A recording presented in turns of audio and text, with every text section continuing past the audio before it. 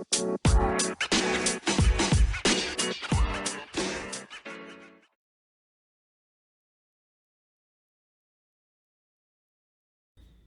am predicting that Liverpool will go to London and leave for all 3 points. I'm predicting a 3-1 Liverpool win. Oh my gosh! You want me to tell you? Wow! 3. Huh? Wow! 3 hot ones in the backside too. Wow! On our lovely Sunday. Hello and welcome to another edition of the Dugout podcast. I'm your co-host Andrew, alongside Marissa. Alongside this joker. Why are you laughing like that? You can't control yourself. I'm sorry. I am so sorry. I just sorry. I don't know why you skinning and grinning. And You know why I'm laughing too, so I know why you're laughing, right? But it's uncalled for. I'm sorry. I'm so sorry. I apologize. Well, we're back again. But it's the confidence for me though, Andrew. It's the confidence for me in what you were saying in the clip that just had me. So yeah, that's why I'm laughing. But carry on with your introduction. Thank you. Yeah. Yes, we're back again. There's only one place to start. I think we should get to it. I think that you guys would have seen my comments from last week, and it was meant to be a spoiler, not a prediction. You know what? I'm going to be very measured today, right? I'm not going to. I don't want to sound like I'm making excuses, right? But yes, Arsenal won the game 3-2 against Liverpool. I think Arsenal were deserved winners. Let me say that. First time in a long time I've said that about our Arsenal team. But they were deserving winners. Liverpool can't have a few complaints, but we'll leave that for a discussion. So we'll start with Arsenal versus Liverpool. Before we do, let me address that clip. That was not confidence. That was not bravado. I actually think on the balance of the game, it's a game that Liverpool could have won, but I think Arsenal still deserved to win it. So it wasn't like I was over the top, Liverpool played bad and deserve to get beat, blah, blah, blah, whatever the case would be. And Arsenal had a helping hand. We'll talk about a helping hand eventually. Your take. I pass it over to you. It's still the confidence for me though. It's still the confidence for me. You were so sure that they were gonna win 3-1 though. That's it for me. But anyways, let me not revisit that. Because I felt my team would have put in a performance. And I think I would say at least an hour, we did put in a performance. But, it's unfortunate. Yeah, you go ahead. Yeah, so let me really get into the game. I agree with you. I think Arsenal were deserving winners, but they did, as I've told you many times privately, I feel like they did get a helping hand, and it's not for the first time this season. I felt like, sometimes when you're playing well, sides that playing well tend to get the rub of the green a lot. And I found, not to take away anything from Arsenal, but they've been fortunate with some decisions and stuff in a few games. And this game was no different, to be honest. I would have messaged you yesterday about that comment that came out about the VAR lines for the first goal. Right. Absolutely ridiculous. And I think it coming to the point where when they know they make mistakes, accountability is one thing, but it really just sounds stupid after the fact. Because it's like, it does nothing but enrage and incense fans of Liverpool. Because it's like, okay, but where was this on Sunday? Today was Tuesday. So today is Tuesday. Why is this now coming out? Why couldn't something be done about it? But yeah, first goal is clearly offside. The handball, we have seen so much confusion over the handball rule. I felt that was one that could have and probably would have been given in another instance. Right. Was there any other talking about the penalty? Dodgy for me. I remember. I feel it would be dodgy for people that don't support Liverpool. Sorry. But I remember similarly, I think it was last season when we played Manchester United and something similar happened in the penalty box where Wan-Bissaka, I can't remember Thiago Silva, I think it was. Right. They were both going to kick the ball and Thiago Silva foot got there first and then Wan-Bissaka foot. Yeah. So I've seen them given, but would that have been a fault anywhere else on the pitch? Do you think? Can I jump in here a minute? But answer my question first. Would that have been a fault anywhere else on the pitch? Or would it have just been a 50-50? I didn't address it. Okay. I'll address it. Because I wanted to leave the referee insurance the last thing. Okay. Right, but since you started there, we'll start there. The first incident, which was the Gabriel handball, right? I've seen those given. I believe it was a handball. Under the how the laws are written, and the laws know, I believe that it's supposed to be in an unnatural position. Yeah, because it was up and out. And it was up yeah. and out. And it blocked the trajectory of the ball. Yeah. So when I saw it, and I was like, okay, VAR, do your job. And VAR, Did they check it? They checked it, yes. Wow. But the VAR official really had no guts, had no stomach. They don't want to overturn the decision. And Wow. that's the truth. And it stayed, and it stayed as no penalty. Thing is, right? Yes, Gabriel was in the close proximity to drop him and play the ball. But at the same time, it's like you said, his hand was his hand right being all the way out there. Exactly, it was a very unorthodox, position to have your hand in. So that's because he wasn't exactly jumping, was he? No, he didn't. That's why he thought it was a pen. Yeah. It should have been a pen. Anyway, I'm not going to harp on about that. The other decision that went against us was the offside. Well, that was the first one actually. In real time, watching the goal, right, or watching the game, I saw when Saka came back from the offside position. I said that goal looks offside, or Saka looks offside at least. But on the fact that VAR checked and they took a well check the first goal, and then they worried. I said, well, maybe I'm wrong because I'm telling myself, well, okay, maybe how they drew lines, maybe he is. And then they hear that they said that because a certain camera angle or whatnot was not available, that is the reason why the goal stood. That is just like that's a real slap in the face, Yeah, but before you continue though, I get issue with camera angle can't draw lines, but you could look at that and you can you could freeze frame and you could tell that he was coming. Even if you can't draw lines, you saw him watching the game, but I said he looks offside when they ran the replay. So even if you can't draw lines, you're still a referee. The people that operate VAR are referees. You can still look and see. But as I said before, Buffon told Michael Oliver and them that lot that they ain't gonna hurt, they gonna guts, they're not good. I rest my case. The penalty awarded, the penalty that they said again, which was the alleged foul by Thiago on Gabriel Jesus. To answer your question, personally, I think honestly anywhere else on the pitch is a foul. In most cases, I think I can see that being given. So although we could argue it's minimal contact, whatever case it be, and we can even argue that Jesus wasn't in control of the ball anyway because he was pretty time shot anyhow. I think it was a penalty. A part of me says soft, but I think it's a penalty because, like you said, anywhere else on the pitch is a foul. Okay. And how that happened against you would have wanted it. I would have wanted it. Just like how I would have wanted the handball on Gabriel. Okay. Right? So I would give him that one. But to be fair, I think the game was decided by a few key moments, a few bad decisions by Liverpool. Liverpool been doing it all season. Really been giving really ball in transition and conceding early for whatever reason, and that's what happened. The ball got broken up on the left channel. What's not one pass in Saka who came back from the offside position, as we know. Played it to Odegaard. Trent can't really stick on a twist because Trent got 2 men and Mark. He got left back over. I'm gonna blame Trent for the first goal though. Even though people want to. People want to. It was, honestly, aside from the offside, I thought it was a well-worked goal. It was a well-worked goal, yes. And because what happened was that when the ball broke, Arsenal sprang quickly, so the Liverpool defense never got a chance to set. People wondering why Van Dijk backing off. Van Dijk ain't got a chance to set. And Van Dijk telling himself, well, if I come out and I commit too early, the man could play the ball or beat me or whatever the case be. So he ain't sure what to do. And that's the paradise for attacker. You want the defender to be a bit unsure, right? The point where that same mark came in, or they didn't. It was like the ball. It happened really early, so it was like it catch and cool. Anyways, after that first 5 to 10 minutes, I felt as though Liverpool grew in the game. Thiago Henderson started to control the midfield somehow because it was 2-3. But I felt that was in part because Arsenal were being wasteful in possession as well, turned over the ball a lot. Partey and Xhaka and those guys. And Darwin Núñez started to make some really good runs. Diaz was doing his bit, coming, dropping, getting the ball, and then basically drawing the wing back, playing it to Thiago, then Thiago switching to the right hand side. Right? Liverpool let the team most likely to score towards any second half. Sorry, end of the first half. And they got the goal. They got the equalizer, right? Correct. And then so they got the equalizer, got back in the game. Literally, the more likely team to go and win because Gary Neville wanted to agree with you.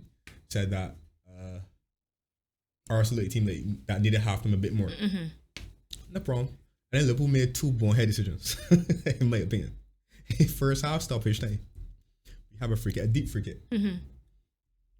I'm watching it at home. I'm like, okay, I see the men, I see both side backs going in the box. I'm like, are we really gonna? Yeah, because it was like 10, 15 seconds out left, from like, the are whistle. we Yeah. really gonna put this ball inside the box? Mm-hmm. Like, and I always say to myself is like, if they play the ball inside the box, please don't lose it Mm-hmm. on the edge of the box or whatever the case to be. Right.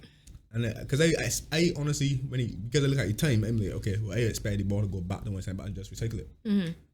But to make us hit the ball in the box, but it wins the first header, yes. But we all know that in the 50-50 challenge, but Bob Santiago is not going to be favorite against most combative midfielders to win that challenge. True. And he missed it, and he going to piss to recover, which means then the team completely open. Mm-hmm. So the first mistake, in my opinion, was that poor game management. Yeah. Because I think it was at a point where you felt good in the game. 1-1, and you looked the more likely team to win. Mm-hmm.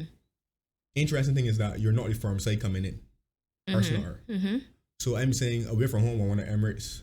Okay, what you do? You need to go push 3-2-1 right there and then. Right. Got a whole 45 minutes left to play. True. And it changes Arsenal's team talk because all they talk about Arsenal, despite being in Tottenham, they talk about Arsenal still. Can they beat the Liverpool? Can they beat a City? And really, cement their credential as title challengers. Right. And you basically give them a present. Not saying that Arsenal didn't have capitalized and deservedly so, but you basically wrap a present. Yeah. And there you go. Here are the keys. And the second mistake is my boy Trent. Trent come left from behind goals, back up in the left hand side and run and go right across on the right hand side. They think right. I understood what Trent did. Should he have done it? No. Mm-hmm. And when they say I understand what he did, I know what I kind of I can infer what his intentions were, which is that he sees Gabriel running at Henderson, and Gabriel looks as though he's making a beeline to the ball and then going to cut back the ball. I think Trent told himself, okay, if I come on the outside of Henderson, I can actually maybe nick the ball for him and go back the other way.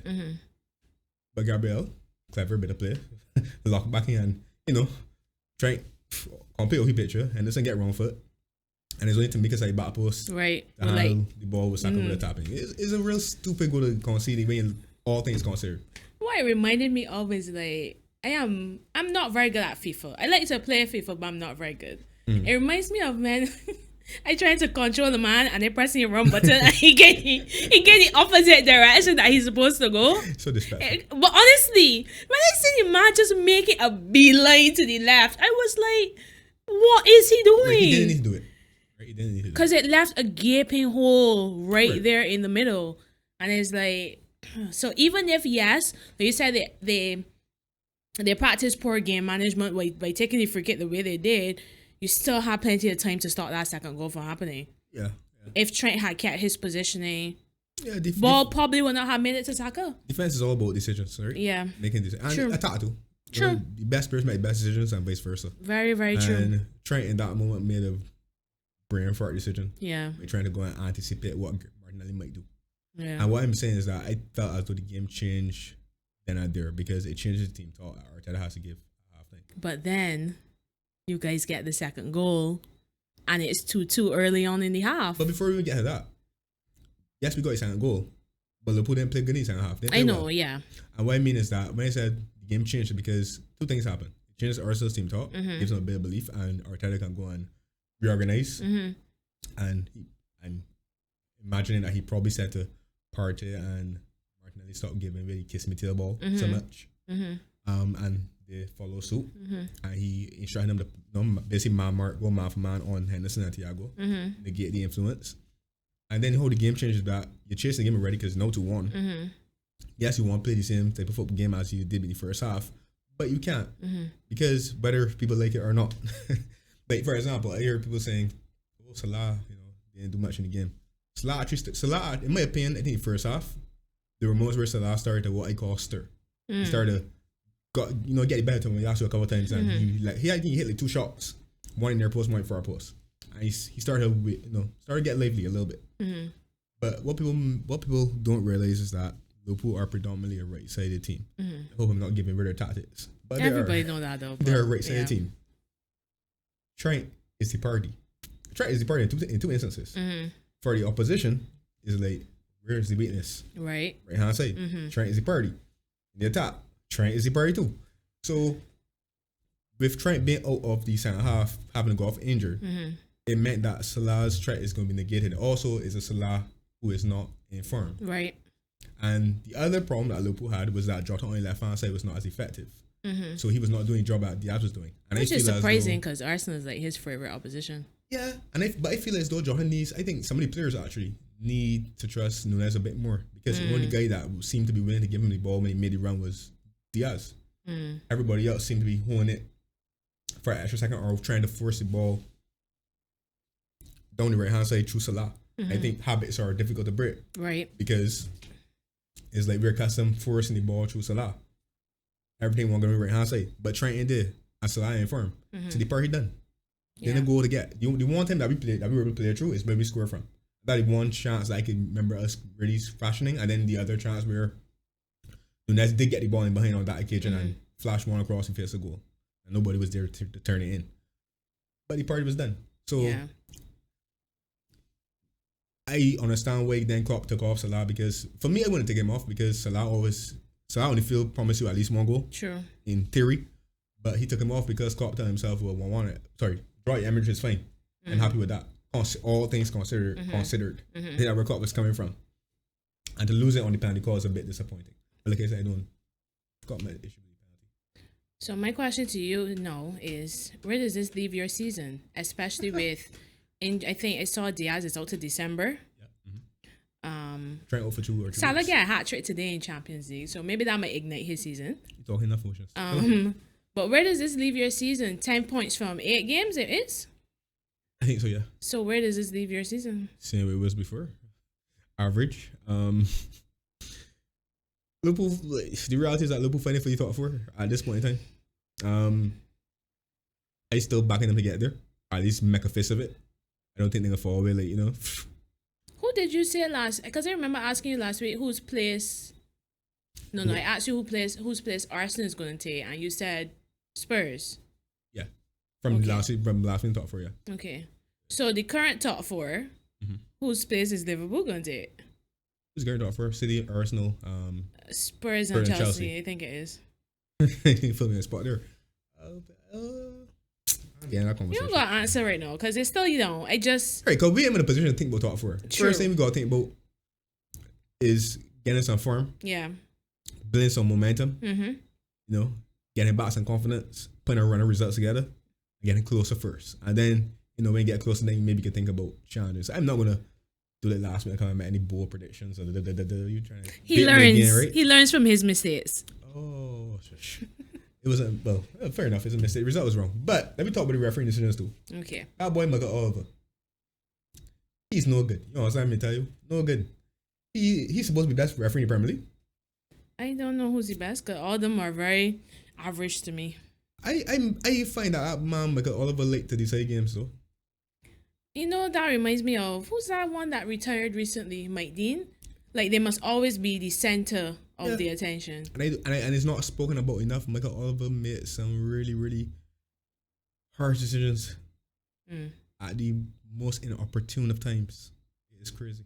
Yeah, but you can't only look at him. Look at the whole team. There's VAR there. VAR is useless. VAR in the Premier League has been quite poorly used. Yeah, to put it that's the best term. That's the best way to describe it. I've seen people calling to get rid of it, but the technology is not the problem. It's how it's used. People who are implementing it exactly. That job. Exactly. There's no consistency. You see that handball against Gabriel in a game on Saturday, it will be given. It will be given, yeah. It would. And but you know what? Like I said, like, when it's not running for you. It's true. It's true. Because I seem to remember there was a team in red a few years ago that used to get the rub of the green a lot. Yes. Anyway, so put up in there. People used to call y'all Liverpool on social media. People ridiculous. But it's the truth though. Y'all did get the rub of the green a lot. I said you're happy when it goes for you, but then, and right. That was always the case. Because even before VAR, that was the case, right? Mm-hmm. But it's disappointing that both key decisions. I think it's like I don't have any. Although I don't think it's a penalty, I don't have any harsh comments with Thiago one because I feel as though I know how it is. Mm-hmm. By the time they deemed that contact was made, yeah, and that Jesus got his foot to the ball first, regardless of how significant the contact was, and added to the fact that Jesus fell on the ground that he was shot. They're going to start a roll. Seriously, he was on fire. we knew that was going to be given, right? I actually believe, right, that even if Michael Oliver has said no, I feel that VAR would look at that and tell Michael Oliver gonna try again. I feel is one of those ones that VAR has no problem overturning, but you see handballs and other little innocuous ones. Yeah, those are the problems. Something that I wanted to touch on as well. We got to speak about Arsenal though. We spoke about Liverpool's issues, and I need to speak about Arsenal. Arsenal impressed me, and that's a very difficult thing to do because I have a personal prejudice against Arsenal. Not really Arsenal. We saw that last week. I have a prejudice against Arsenal fans. It's not Arsenal. Okay. I don't have an issue with Arsenal. Fair enough. It is Arsenal fans I don't like. You understand? Well, the ones that I communicate with, and it's not I don't like. It's just that Arsenal fans are overbearing. They're annoying. Them worse than Man United fans, and that's difficult to do in Barbados. It's true. It's true. After the success that Man United had for the most 80s or what's not and noughties, and then you got Arsenal fans that just woo. But you know, before I take that shot at them, I take that shot a little later. Oh, gosh. Arsenal were good. Arsenal, like I said, I think Liverpool were the better team from say 25 minutes onwards. The first half, and then that second half, Arsenal dominated. Arsenal dominated, and like I said, I think the mitigating circumstances was that Liverpool's go-to plan was not like. So, for example, the Trent ball wasn't there, or Trent's movement and Salah's interchangeability were not available to you. And Liverpool they were forcing the ball down the right hand side. If you remember, Thiago played the ball over the top to Russ a few times, or tried to, but Tomiyasu played Salah in the second half, better in first than he did in first half. So, like I said, the party then. That was an interesting selection from Arteta, though. Tomiyasu? Tierney was fit. Yeah, I wasn't expecting I think Zinchenko's injured, but Tierney was fit. Tomiyasu's a right back, not a left back. That was a really inspired selection. I don't like to praise Arteta much because even though I do think he's a decent manager, I think his ego is a bit overbearing, in my opinion. I mean, celebrating that he win the league on Sunday. No, but I have to praise him for one, the selection of Tomiyasu, but two, overall, I'm gonna give him his flowers. I think I still think he has an issue managing big personalities, but how he has molded this young side to play how he wants them to play, and getting them to play the way they're playing with so much confidence, I think, he deserves the plaudits. My question mark still remains: can this be sustained? I think like I said last week, I think a top 4 challenge will be sustained. Okay. It'll be a near. It gotta be one of the most dramatic of collapses, I believe, for them to not make top 4 after this start. Right. Imagine if Liverpool above them. Yeah. After being 14 points in the league. That would be really, really. I know how you would explain that. Yeah. So I expect the top 4 challenge to be sustained. Title challenge is basically, I mean, at this point, let's be realistic. It's basically a fight for a second. So it's basically, can you be the best of the rest? Because we expect City will sustain their form and win most games, right? But I was surprised with Arsenal's composure, especially after taking the lead for the final time. They really kept the ball well. It's true. And prevented Liverpool from really, causing too much trouble. I was expecting an onslaught. I still expected a draw at the end of the day, but I mean, the way I think they scored the penalty when 72. 76 minutes. So you guys had 15 minutes, and I cannot remember a clear-cut opportunity that Liverpool had in that 15 minutes. Liverpool lacked, like I said, Liverpool are very well, apart from this season so far. Liverpool have 2 or 3 ways of scoring. First way is you counter press, when the ball high up. That hasn't been functioning this season. That's basically right hand ball with Trent, Salah, and whoever the right center midfielder is combining. Trent was on the field. Salah form has been bad, so that's going to the window. And then the other way is over the top, and they long ball or somebody long ball. Right. Those are 3 ways in which Liverpool generally will score goals. So Liverpool's plan or way of scoring that they're normally so good at wasn't able to click, and the gear wasn't functioning. I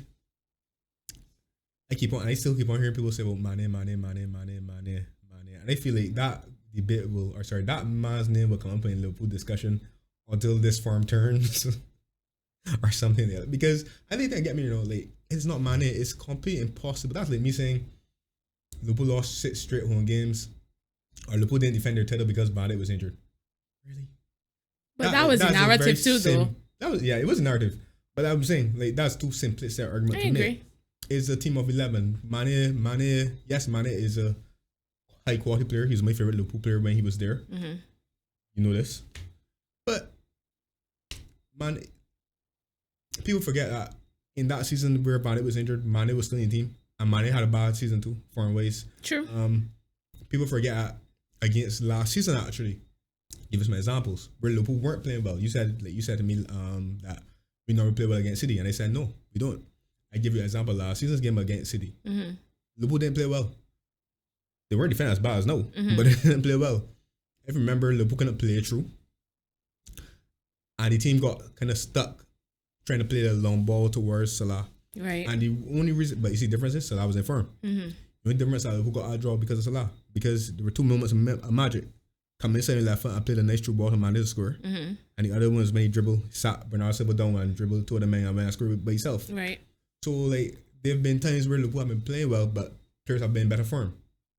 And I guess confidence inevitably will be higher. So, like, I am calm. We play what, 8 games? 8 or 9? Yeah, 8 games. I am calm. Even if we don't make the top 4. I will still be calm. You want to know why I will still be calm? Because I think that once, the media, fickle nature of fans will get the best of them. Trust me, and I'll be the first to admit I will be the first boy to admit when I come on here and say, well, I think Klopp should go when it gets to that point. It's not there yet. I don't think that day has come. Yeah. So what I'm saying is that I think Liverpool fans, you've had a lot of, Klopp's been here for 7 years. You had at least 6 good seasons of the 7 in terms of at least competitiveness. Fair enough. Well, yeah. 5. First season wasn't. First season was a half a season. Oh, true. The first full season we met top 4. That's success. True. Fair enough. For our team, So I think they, just stick with the team, stick with it, and see how it plays out. Like, and I said early on, I said I watched Liverpool in the preseason, and I said, all right, this look. I was hoping I was wrong. This might look a growing pains. I could have seen that a lot of players were a little iffy. Right? But it also reminds me of something that the Arsenal fans hated to hear, which was trust the process under Mikel Arteta. Right. And I think that when you have a good manager like Klopp, you just trust the process. And he has, and it's not even that you have to trust the process. He has enough credit in the bank. Right. It's not at the point yet where people should be calling for his head, in my opinion. Listen. He's making some dodgy decisions, but those 11 players on the pitch are also making poor decisions. So, right, and he can't legislate for that. Exactly. And what I would add is that it is. I was gonna say that's something I had a very, very interesting point to make just now. I lost my train of thought, but nevertheless, what I would say in terms of Klopp and Liverpool or what's not, what people need to remember is that people keep on saying about Mane leaving. The team needed to be. Look at City. City actually very, very smartly, because I guess the performance level hasn't dropped, so people don't pick it up. But City have actually gone in and reshaping up the squad too. Pretty much. Especially for front line, yeah. Sterling left. Right. Haaland came in. The fella Alvarez came in. Jesus left. Yeah. Right. So like Liverpool had to transition. Mane was at a team, was at a club for, not saying that Mane should have been so. I'm not debating who should have gone. Right. What I'm saying is that change needed to happen. Yeah. It was inevitable. Yeah. It was inevitable. Just give the team time. Yeah. As Simon Klopp said at the start of his reign, give us the time to do the work. Give the people time. What I would say about Klopp, and I would like Klopp to avoid doing, is like what I saw yesterday with his comments about a man. You're just pouring gas in the fire and giving people ammunition like Gabriel Agbogahor and them so to try to get on your skin. Yeah. Because when you say things like you're reacting. Klopp himself needs to just stay calm. Manage your side. Answer questions that the press asks you. If you don't want to answer it, say no comment. Exactly. And move on. Because everything that you respond to, even if it's not necessarily aimed at Haman or whoever, it's going to become a headline. Yeah, for sure. You know what I'm saying? It's going to look like you cracking under pressure. Klopp is cracking under pressure. mentality monsters. He needs to be a mentality monster himself. Remember, Gabriel Barnhart said that. Get his team playing better. Sorry, I don't listen to Gabby. I told you this already. I don't either, but I actually, the bug bit me and I listened to a couple things he said today before I came here. No, you're wrong for letting the bug bite you. I just get past everything he says. No, I mean, but that's just me. Like, I feel like Klopp just needs to, and we've seen this from Klopp before. The period where we had to tell defense and I went off the rails. He was a little bit etchy. Yeah, yeah. And he usually is when things don't go his way, though. As anybody would. Make all sorts of excuses that you win and the rain and what was the excuse? He said about rain. I can't remember. He's comparing what you rather though. He said something about the win made it difficult to play football. Right. And then the excuse about Brighton having just changed managers. So right when you say he did not know what Brighton would do, and right. I think sometimes he just argument. Yeah, I think sometimes he just needs to not say anything. That's the best approach. I like Klopp, but I just think Liverpool fans need to keep you fifth. Yeah. Arsenal. I'm impressed. We'll see where the season goes. Yeah, I gotta give you jacket. And notice I'm giving Arsenal team the jacket, not the Arsenal fans. Them. But you know what? Let me take the pot shot now. Oh gosh, you couldn't resist. Rub your hands. You could not resist. Rub your hands, man. Like after last week, you would think I thought you learned, but you know what? Go ahead, continue to dig your grave. I dig the grave. This is pot shot. I tried to help you, This is not a prediction. This is a comment. Okay. And this is a factual statement. Mm-hmm. If I'm left alone. After all that. Yeah, it's true. All right. Let's shift gears here. Let's move on. Mbappe kicking up a little bit of fuss. Don't want Paris Saint-Germain. I don't even know why. You don't know why? Like I went on Twitter yesterday. I saw people commenting about, because obviously mostly football people I follow will be Chelsea journalists, Chelsea fans, Chelsea content creators. So I saw a lot about Mbappe to Chelsea. I was like, why is Mbappe to Chelsea trending? So then I saw that Fabrizio Romano tweeted something about how he's currently not really happy at PSG.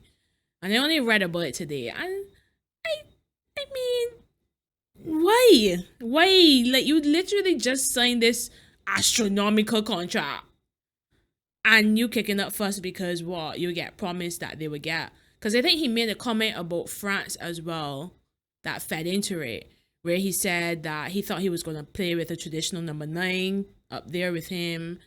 Something about how he thought PSG were going to invest in a centre back and they didn't.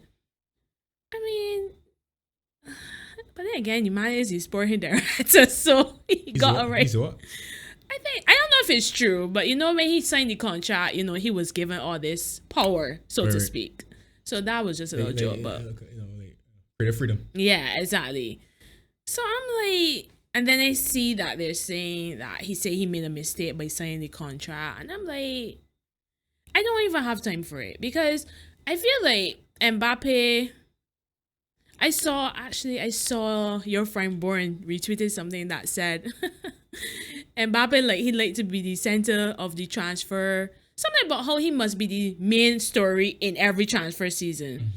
And I'm like, this whole thing about Mbappe to Real Madrid was on the table for years now. Right. You had the opportunity to go there, and then all of a sudden you get signed contract at PSG, and then a few months later you kicking up dust. Like, I really like Mbappe. I'm a fan. I'm a huge fan. I know you just think that he just fast. But I said that? Yes. You said, all right. To be fair, you said something about like a year or two ago. That you said that he just fast? He said just fast? Yeah. I don't recall saying just fast. Oh, well, that's what I remember. But my memory isn't the greatest. I don't recall. You sure it's talking about? Yes. He said just fast? Because that's not true. He got more. It's more than just pace. I don't think he said that. I think you said that, though. I don't think he said that. Well, you tell me so. You get me confused. I tell you so. I use the only place to talk about football? Not true. That can't be true. It is the truth, though. You need a waiting circle. Oh, my gosh. Anyways. How do you? After that little unnecessary segue. Right. But my thing is, I really like him. He's a very good player. But I just feel he has an ego on him that it's ridiculous. Honestly, it is ridiculous. And I mean, you could look at you look at players like Ronaldo and Messi, two of probably the greatest of our generation. Right. And you don't really, you see them as confident players, but you don't really see them as arrogant. You don't really see them getting on. Like, I mean, sometimes Ronaldo's kick up does when he's ready, but continue. the way Mbappe is getting on for a 23-year-old player, yes, he's won a World Cup, but what else has he won? Not saying he's a bad player or anything. I just think it's almost as if, how do I explain it? I just think his ego is too big. Let me just put it that way. But go ahead. Right, so let me start by saying that I do not recall. You already said that. I'm reinforcing it. I'm not taking any accountability for saying that Mbappe is just. You said so at least 2 years ago, though. I remember. I don't like when he have like not when he first burst on the scene, because he's been on the scene for like what 4 years now. Yeah, but I never disrespect man say he's just pissed. I think I was saying that. I think I was talking about French team, and I was saying that so they're not a special team. They're just Mbappe's player. Yeah, seriously. Yeah. You know, sometimes you tend to say things like when you asked about something, you might not remember. Wait, would it be asked about Mbappe? I don't know. Exactly. But you tell me so though. No, you remember you taking it over context. So I would have never said the guy is just pissed. All right. I'm not blamed. All right. You know, even when they talking crap, I just come and say, well, I just trolling. You know what I mean? All right. But anyway.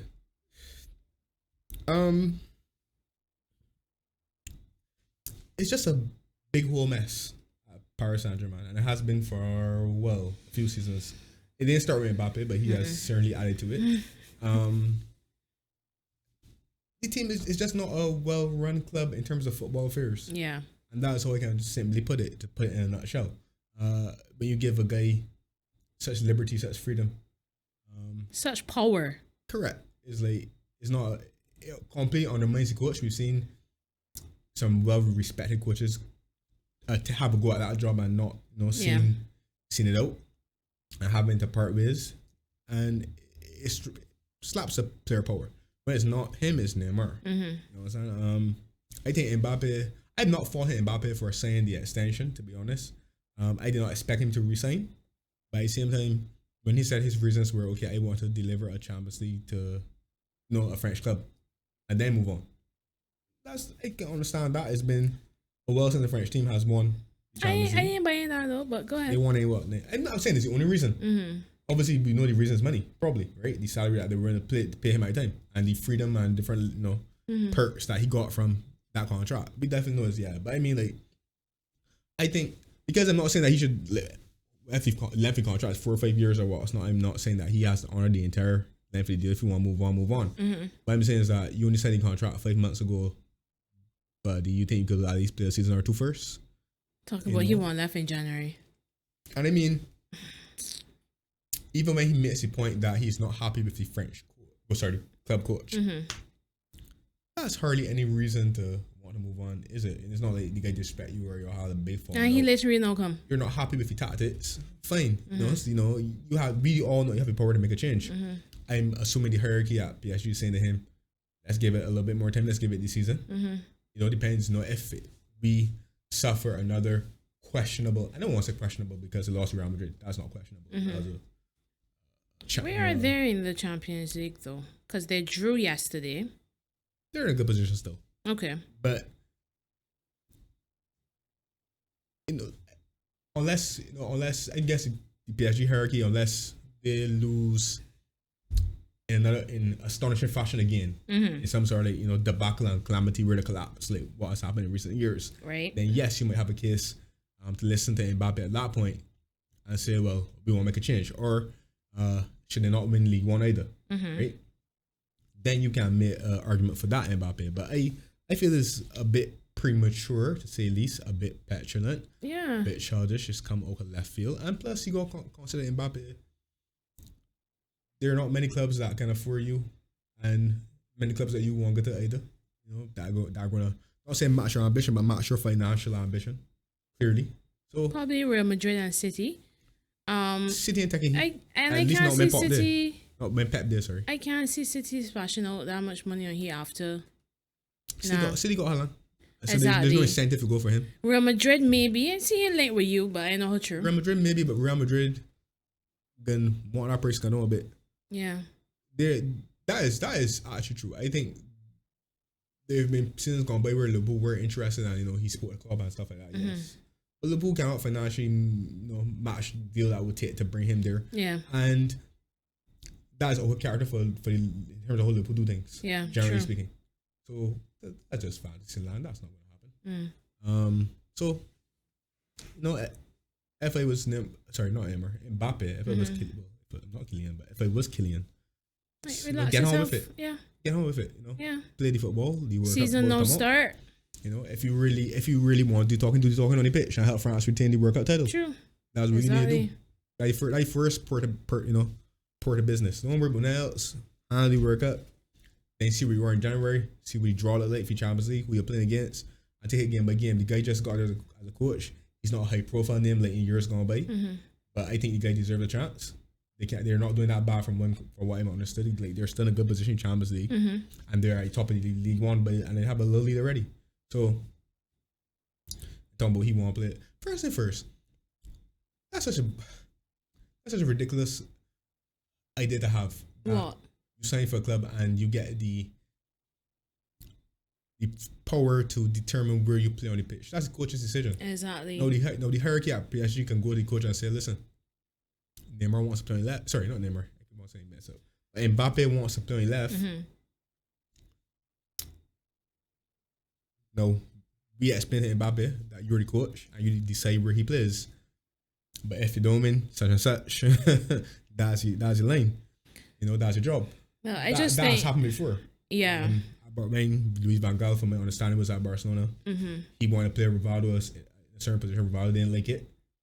And the Barca president at the time tell Van Gaal, well, you tell Rivaldo you got to play where you put it, but if you don't win, you lose a job, and that's subsequently what happened. But the thing about the PSG hierarchy, I can't see them doing that though. I can't see them saying, okay, we tell Mbappe that he got to play, because they gave him so much power. Yeah, but they have power as well because he signed a contract. Contractually obligated to play for me. Yes, but he also has a lot of power as well. I think I can't remember, but I do. I tried. I don't have any thing concrete. Right. I don't know if these things were just like jokes and spam and rumors. But basically, the sort of parts that I saw, he basically is higher than the manager in terms of can control certain things that happen at the club. Right. Which is why I feel that he feels that it's okay for him after 5 months to start talking nonsense. So clearly, but still thing. Clearly, he don't like the power he got because he won't left. You ain't get out power at any other club, in my opinion. True. So, but we'll see how it plays. So it's not been transferring the clothes. So he did at least in January. Yeah. Shut up, be quiet, play for France, play well. I didn't really like him. I just want him to get his attitude in check. Like, you're good, that ship but still, I never believe that. You can always change. Like you can always change. Depends on the dressing room. Depends on the dressing room. True. And the manager he has. I think he's a very, very talented player, and he's going straight to the top. That's not a debate. I just wish his attitude was better. If you keep behaving like that, exactly. It's just exactly. The want you around him. Exactly. So, but yeah, he's a talented boy, talented player. I think one of the best in the world for sure. Definitely. But more than just pace. I never said that. Anyway, this attitude, this ego that he has. I don't know how it's going to be placed in chat. I'm not even saying that like other players in dressing room are the problem or what's not. They've let him astray because I don't necessarily believe that. Right. I think it's just a matter. I think it's just a matter of he's become that's maybe a wrong circle around him. Bit him up his own hype type of thing, That reminds me of a player that used to talk about that a lot with Jesse Lingard. He says what he do? In terms of like when you have certain people around you right. that don't really hold you accountable but just feed into the hype around you, it's never really good. I would take accountability. I feel like that happened for honestly, regardless of whether you said that or not. No, but I would take accountability for that. Gosh, I think that's something that happened with somebody like Jesse Lingard too. Like he burst on. Not we're comparing Mbappe to Lingard in any way, right. But like I remember when he first burst on the scene, hottest thing since sliced bread, man. Burst on the scene. You know how everybody. This is my Roy Keane moment. Burst on the scene. Oh my gosh. Really? You remember how hot he was, like, and people was like he scored a couple him. Important goals, right? And I just felt.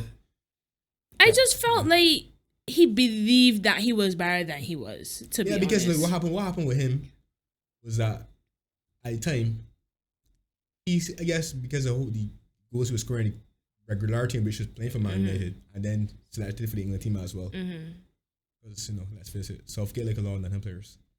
I think he started to feel as though he was in the same breath of potential as the Dele Allis and the Rashfords of the world. In terms of how people were toting them up. Right. If you look at it now, they may really make exactly. That's the other thing. Either, but still, no, that's a very interesting pattern. It is, sure it's just a coincidence. I don't think so. I just think it all goes back to all the talent in the world is not going to get you anywhere if you have a bad attitude. You have talent? Okay.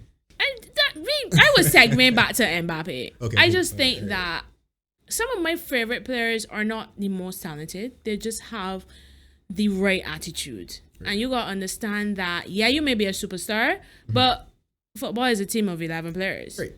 And you need those 11 players to win games. You could be out there buying any goals, but if it's just you putting the pitch and they ain't got the defense or midfield, we're getting out the other end. So you got to understand that, you're a superstar. You're excellent at what you do, but you need your teammates too. So we got to look at the antics of Mbappe though, because early in the season it wasn't that. I saw the clip where he wanted a pass and the pass went to Messi instead, and he stopped running. He stopped. He actually he stopped playing. He actually started walking. I started walking and fling off your hand. And I think funny clip I'll send you. Yeah, do that. That was right at the start of the season where some team in the League One and the ball went. The guy, I can't remember who had possession of the ball, but the guy passed the ball to Messi and not him. Man. But I feel like playing with somebody like Messi should show him the way though. Like you don't see Messi behaving like that. Messi never had to. Fair, but still. Because regardless of whoever superstars were surrounded, Messi at Barcelona, for example, it was undisputedly, it was emphatically clear that he was the main man. Yeah, but I still think just carry yourself better. I hate to see players get on like that on the pitch. Like it's okay to be frustrated, like you know. But that was but that's not frustration. That is petulance. Right. That was weird. Yeah, that was weird. Yeah. Anyway, I look forward to seeing Kylian. In a Liverpool shirt? No. I was going to say look forward to see. I will let you to start telling me foolishness. I'm looking forward to seeing him. Oh gosh. Cup. The team that I used to support will not, definitely will not used me to back support. Used to support. Listen, I guarantee if England win this World Cup, we can see you in the England shirt for this podcast. I come in to troll.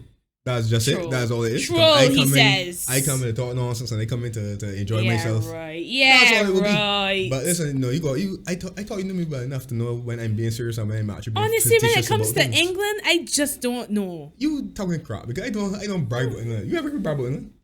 You ever hear me brag about England? On WhatsApp, you did, and tried to pass it off as trolling. I was joking. I was seriously joking. All right. I was seriously joking. I think that was before the Germany game, right? Or that was after. The thing is, right? You had the goal to do it after the Germany game. Almost let me help with my phone there. Because there's something, right? That never happens. It has not ever happened in my lifetime where England has beaten Germany in the tournament. So I was there. Let me take advantage. I know he's going to piss you off. He can piss off my friend from work, Bona as well. I'm like, let me do it. I was so pissed. Honestly, I was so pissed off then. I was joking. I was like, this man got the goal to post this now after this game. We're not going to understand, right? Football is a game of banter. You know what? I hope when I put on my shirt. Is banter. I hope when I put on my shirt after Chelsea trumps Liverpool this season that you don't get your feelings. Why would it get my feelings? But I mean, all right. But point shirt. They say every dog is going there, and they got seasons. Even if you do trumps me or whatever the case may be. They got seasons where I get the better Chelsea, like last season. FA Cup and Carabao Cup final. Kepa, Ariza, Balaga. In a penalty shootout. Kepa, Ariza. Don't worry about that. We had many chances to win the game. It's not want to dominate we or anything. Madam, the point is, at the end of the day, when the smoke has settled, we are and the dust had cleared. We are string. The only thing that came over those spirits was you'll never walk alone. Not blue is the color. The boy they care never blue out that day. Remember, it was painted red. You understand me to tell you? All right. You said we're a string. You want to get back on track? So we're serious. I think our next subject is cricket, right? So you want to do some Premier League predictions before we move on to cricket section? That's a good idea. Yeah. Make sure you don't predict another 3-1 that Liverpool lose 3-2. It's true. It's all right. Yeah. It's all right. Listen, predictions are something's getting right and something's getting wrong. Sometimes, you know. It wasn't a prediction, remember? It was, It was a spoiler. It was a spoiler, and I was very confident. If it wasn't for Michael Oliver, maybe I might have been correct. But anyway, that Arsenal deservedly won the game, though. Let me not let you bait me into making me, someone like if I hate him on Arsenal or what. All right. I simply do not hate on Arsenal. I hate on Arsenal fans. Difference. Right. You know. Anyways, and I don't hate on Chelsea. I hate on you because you're a Chelsea fan. Whoa. That's tell me about foolishness. Whoa. Continue. Go ahead. Come out, things. Really, though? That's an honest man. Anyways, gosh. Speaking of prediction, I remember predicting that Everton would beat Manchester United 2-1. Exactly. And I tell Lampard, don't make me shame. Lampard disappoint me, buddy. Anyways, Spurs versus Everton, 12:30 kickoff, Saturday. Tottenham 2-1. I'll go with Tottenham 2-0.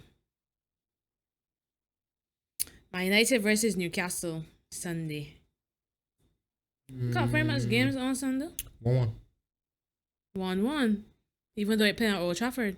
Newcastle are playing really, really well, though. We said Old Trafford late. But anyway, 1-1. I mean, I expect Man United to put on a good show in front of fans. But Newcastle are playing really well. Newcastle play well. Yeah.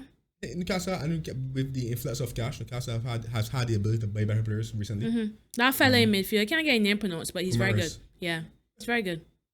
Yeah, so I think it's going to be a tight game. Yeah. game. So that's why I said 1-1. Yeah, I actually say 2-2 though. My predictions are not based on any shade or anything like that. I just tell you what I think will happen. All right, I say 2-2. Say 1-1. Go ahead. What's the next game? Leeds at home to Arsenal.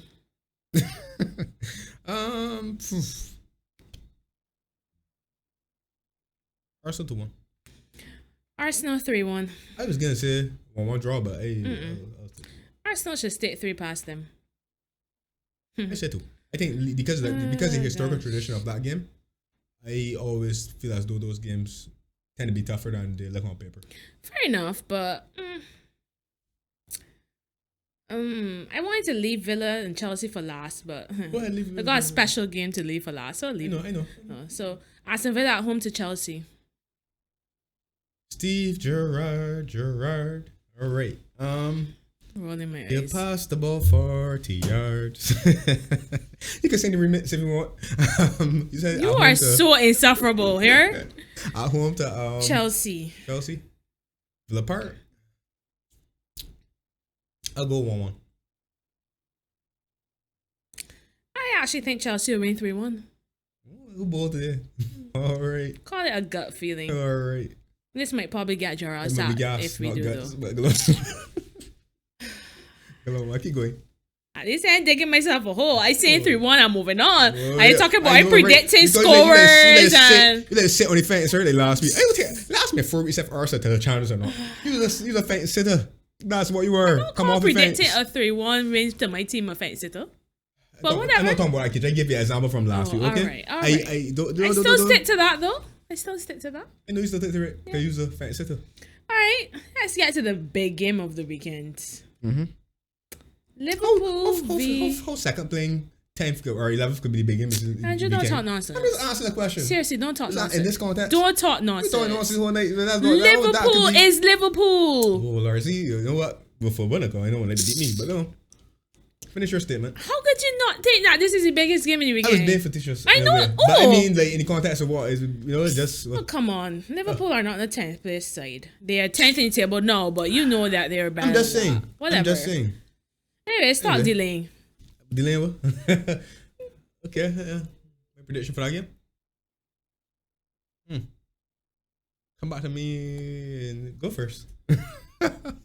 Go first. Oh, gosh. This is hard. I know it hurt.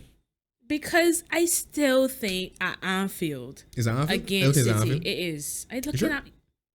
I thought it was at City. You are such a doubtful Thomas. Look. Liverpool, Man City. I swear I was at City. You're wrong.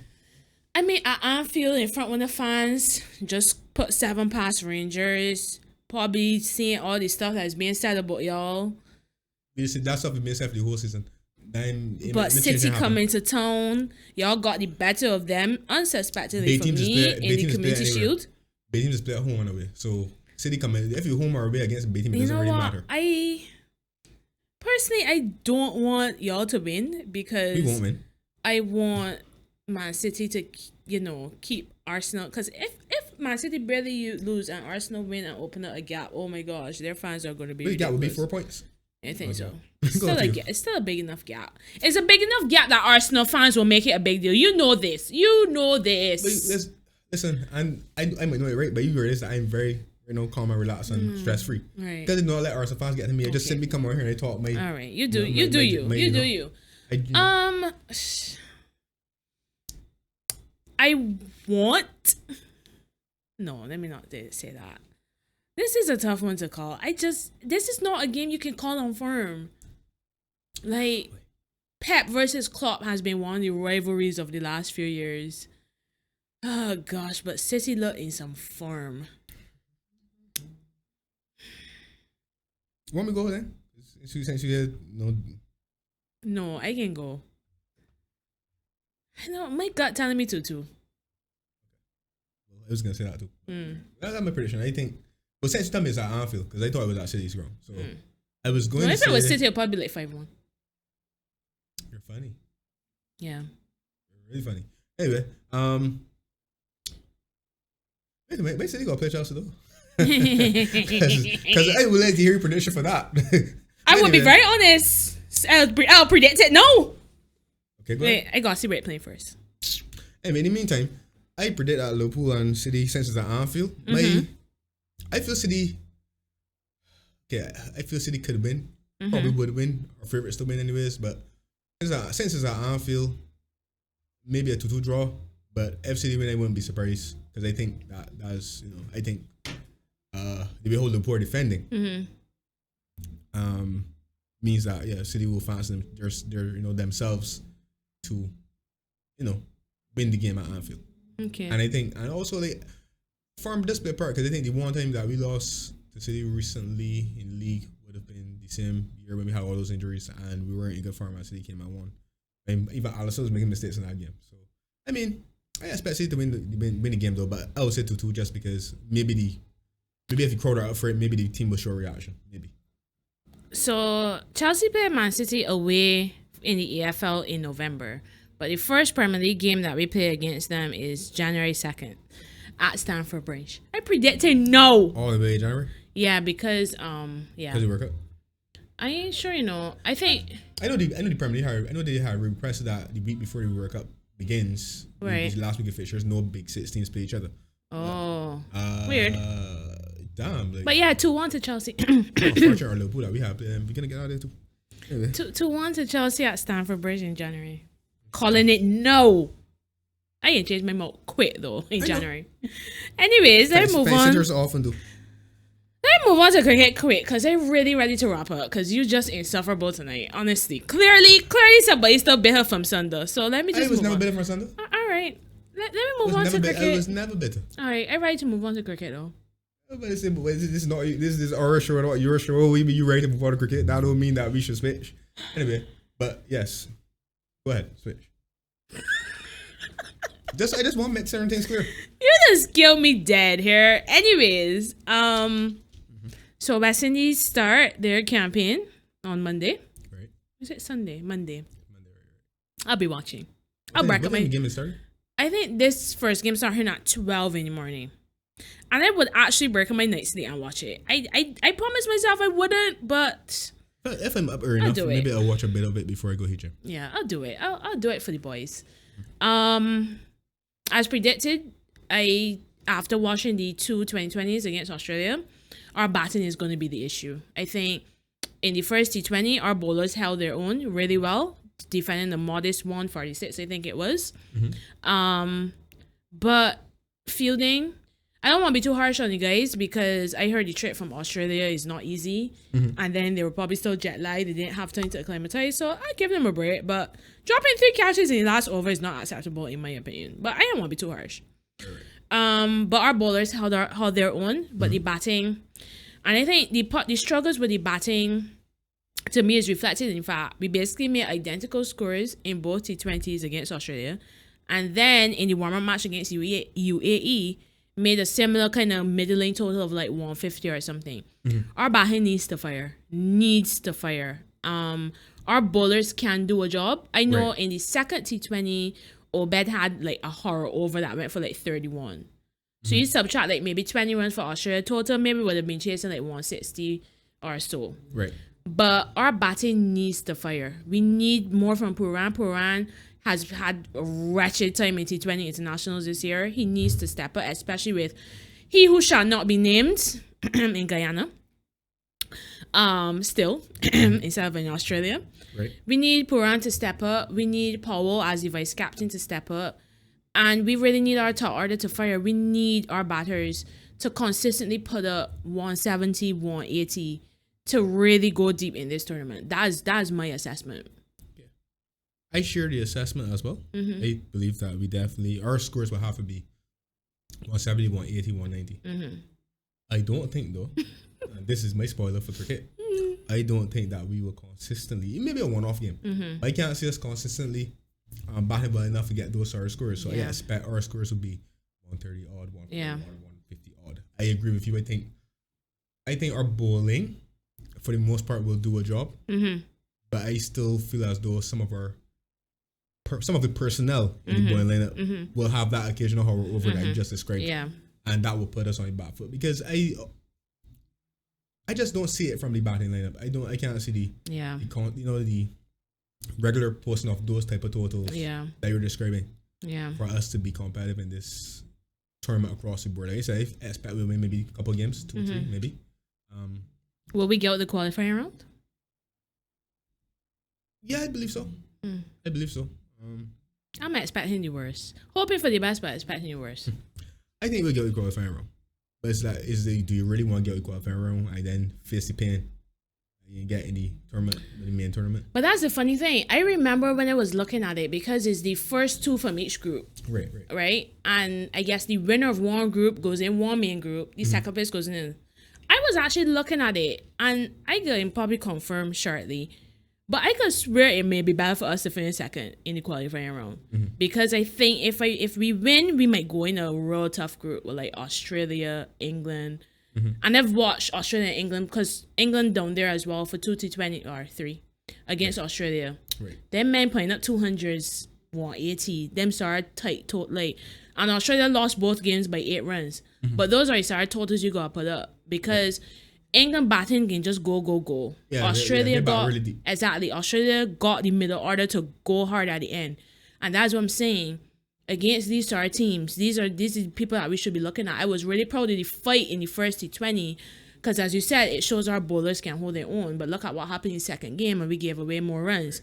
So the batting needs to fire. That's just the long and short of it. And the problem with that, we really only have 2 batters in form, which is Brandon King and Kyle Mayers. Puran had a poor CPL. Ravman Power had an okay CPL, but ain't really set the world light. Shamar Brooks, I know people are wowing over the 100 that he scored in the CPL. It was brilliant. But really and truly, he only had 3 good innings coming onto the back end. Can you consider that form? I'm not sure. Maybe not. Who else is in that batting lineup? Evan Lewis, whether he comes in or not or plays, he didn't have a great CPL either. So that's the struggle that we have. Can these players consistently put up 170, 180, 190? Like you said, I think the answer is no. And I think that's why we will probably go home early. Yeah. Like I said, you call it names, like, but I sent him, like, you said Brandon King and Plumbers. Yeah. Informed batsman. I've never seen Brandon King do this right. I've never seen him bat well. I know you hate Brandon. I don't hate. I just fretting you. Okay, all right. You relax. You calm down. Anyway. But pulling an Mbappe up on me now. No, I wasn't going to. Oh my gosh. But I just don't. I don't. You've never seen him. I don't have faith in even the farm guys that you've mentioned. I don't have, apart from Calmers, maybe to a certain extent. Because I think Calmers' problem will be actually seeing the innings through and carrying on. Yeah. He would get himself out. Yeah. And a key stage innings in most instances. But I don't have the confidence that you have in in a Brandon King, for example, or what's not. I was banking my hat, like I said before last week, on Puran and Maya, giving us a little something in the middle. A Yeah. little impetus. But since that definitely ain't happening, no. But we'll see we'll see how it falls, where it falls or how it unfolds. Hopefully, this tournament will give us some sense of encouragement, because I know the last one we definitely most West Indian fans were disappointed with how things transpired. So for Monday's game, who are your 4 to sit out? Have we started 11? Yeah. Cultural. I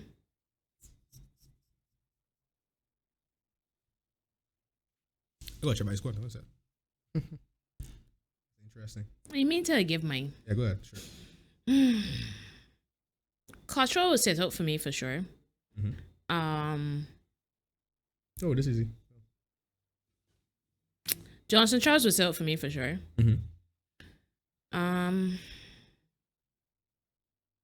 Why can't I remember our squad? Raymond Rifa will sit out for me. Thanks. Right, I wasn't calling it. Thanks. Such a gentleman when you're ready, you know. It's true. When you're ready. Know what the words say when you're ready.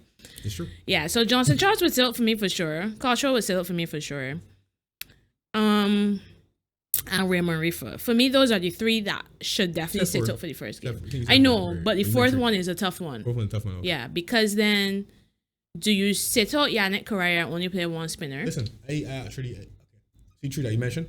Refer, Charles and Cottrell. I agree with that. 4th match that was O'Neill Smith. I don't agree. I know why you would say O'Neill Smith. Dilly. But he played decently against Australia.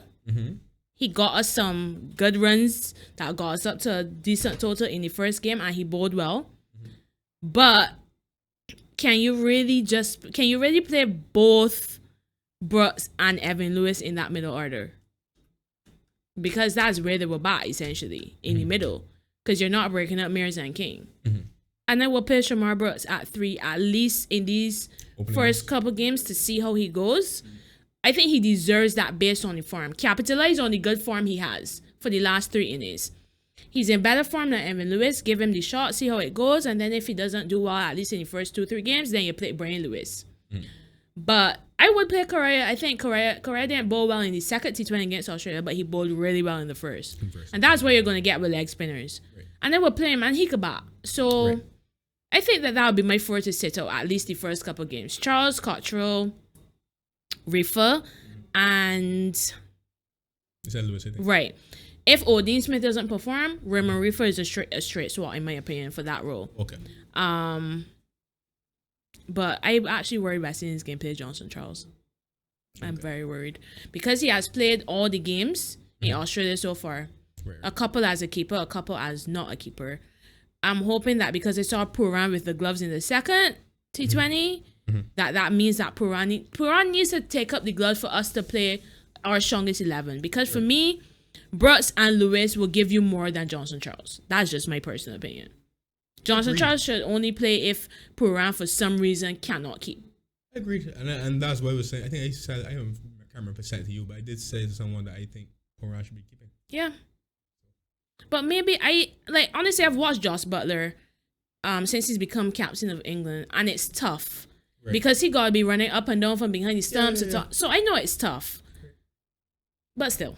Exactly. At least England got the luxury that... I don't know. Yeah, England got the luxury that they could bring the keeper, and Butler doesn't have to keep, but he chooses to keep. And they want Puran to make that decision. Yes, it's hard, but make the decision for the best of the team. I mean, I don't feel like at the end of each over, during each over, unless it's something catastrophic, right? He hasn't necessarily run to the bowler late. Right. There are other players in that squad, just some holders, for example. Yeah. I believe Kamir is relatively experienced. Yeah. I can pass along messages. True. You have to maintain everybody. Everybody, I would assume, will have a similar train of thought. So I don't see what is a big issue. Yeah. They've been captains. MS Dhoni, so do it all the time. True. If he had to. Very, very true. You know what I mean? And he was one of the best keeper captains. So in my opinion, Puran just don't want to keep. Yeah. How it is. Yeah. That's all it is. But anyhow. But I'm looking forward to it. Usually, any cricket tournament comes around, I'm looking forward to it. Just a little thing I didn't tell you I wanted to ask, but it just came to my mind. Right. who are your early favorites? How many teams are we allowed to give? As many as you want. As long as you don't get sit on your fence and call like 6 people, 6 teams. You feel it's you? I just gonna call it. Okay. My early favorites. Let me see if I could guess them. Go ahead. Australia, England, and India. It was split between India and somebody else. And New Zealand? Yeah. Okay, Yeah. that's my 3. Or 4/4. Okay. My early favorite is West Indies. Just kidding. Just kidding. Are you want to talk with me? Just kidding. I ain't that's like honestly, right? Last year I predicted that West Indies would make the final 4. What a joke that was. I actually thought it was gonna win. Oh my gosh. Marissa. Whoa. Anyways, Australia for sure. I think home conditions, that bowling attack, and the addition of that fella Tim David, they're going to be stronger than they were last year. I think Australia for sure. Watch out for South Africa. Right. Definitely. Their T20 team looks good. To be honest, I'll believe that when I see that. I've heard for years and for tournaments. I know. Watch out for South Africa. I know, but they have players in form. And they have their bowling attack is as good as Australia's. You got Rabada, you got Shamsi, you got Ngidi, I saw they brought in the fellow Marco Jansen. He plays Test cricket for them, for an injured player. They got Ngidi. They have a very good bowling attack for sure. They always have talent, but I know, but I can call them as an early favorite. I may eat my words. You said Australia, South Africa. India is not my favorite anymore because Bumrah is out. And I think Bumrah is a big blow for India. Right. India have depth. I mean, India's second straight ODI team just win a series against South Africa. So they have depth. But I think not having Bumrah is a big loss. So I won't call them a favorite up front. So I will go Australia, South Africa, and England. Yeah, you have to. You gotta give Jackie jacket. Yeah. Much like I came here. It's really. Yeah. I came with gritty teeth and I gave Arsenal, I think, the jacket. But it might want more, because he knows them. But you gotta give Jackie jacket. England have been quite good in the limited over formats of the game, man. Deservedly so. They after pinching players for years and doing all sorts of underhanded things, they have finally risen to the top. Can you ever give a compliment without a dig? No. Well, actually, I probably can, but I'm not trying to tonight. Wow. So yeah, I think it's going to be a very exciting tournament. I think even though those are my 3 favorites, I think it's actually going to be a very even tournament. And I can't believe I didn't call Pakistan. Oh, yes. Pakistan have a brilliant bowling attack. Right. But the problem with Pakistan are they too dependent on their 2 openers, Babar and Rizwan. Right. If you get Babar and Rizwan early, Pakistan is struggle with their batting. But if they fire and their bowling fires, dark horses for sure. For sure. I think their bowling attack may actually even be better than India's at this point, especially a Bumrah-less India, for sure. But I think, to be honest, like I said, those are the favorites for me, but I think it's actually going to be a very even tournament. You have teams like New Zealand who are always there. Right. Sri Lanka's T20 cricket has improved tremendously because, I don't know if you realized, they won the Asia Cup recently. Yeah, they did. They're playing well. West Indies, if they get the act together, could beat anybody on the day. I say that begrudgingly because I try not to get my hopes up about West Indies. Right. But I think it's going to be a very very good tournament. I believe so as well. Yeah. I can watch it. I can definitely try to watch as much as I can. Some games will start like around 8 o'clock our time it playing, because I guess they will play like 2 or 3 games. So maybe they might got one at 8, one at 11, maybe one at 4. But I think the day nighters are going to start around 4. I can watch it for sure. I can watch the tournament. I make sure the tournament I can watch so that we can have some insightful discussion. Yeah. Or criticism. Yeah. Of the best team, right? Yeah. And to appease you, hopefully, England will make a mess of something and we'll get to talk about them too. No, I don't let England win. Honestly. Wait, FIFA World Cup is next year, right? I think so. I'm looking forward to that. Not me. I mean, not because I think England will win, but I'm just going to enjoy England being world champions and know everybody coming to beat them. See how they handle that. I think that'll be interesting. Yeah, I think people have caught up to how England play now, Right. and yeah, they have a lot of good players. To be honest, they can't begrudge them that, but I think they're beatable. Yeah. Definitely beatable. So yeah. So that's it for me. That's it from me too. I'm going to let you have the last word. I ain't falling for this again. I'm being serious. I'm I ain't falling for this again. All right, well, you want me to have it then? Sure. All right. Well, this has been another episode of the Dugout Podcast. Thank you for joining us. I'm Andrew. And I'm Marissa. See you next time. See you next time.